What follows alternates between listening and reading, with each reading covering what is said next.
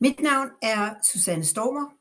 Jeg er medlem af bestyrelsen for ICGN, International Corporate Governance Network. I ICGN har vi vores fokus på G for governance. Det handler om god ledelse og god selskabsledelse med det formål at skabe bæredygtige resultater. Derfor er vi også optaget af at ruste vores medlemmer til at forstå, foregribe og håndtere de mange komplekse problemstillinger, de møder i et stadig mere dynamisk forretningsmiljø.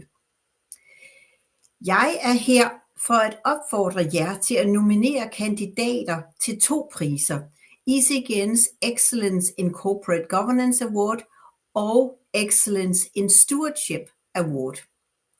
Så hvis du kender en person eller en organisation, som i særlig grad har bidraget til at fremme effektiv selskabsledelse eller ansvarlig ledelse i praksis, ja, så skal du gribe muligheden for at nominere dem nu.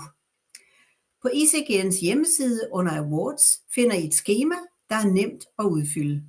Deadline for nomineringerne er fredag den 25. juli. Vi glæder os til at se de gode eksempler, I peger på. Tak.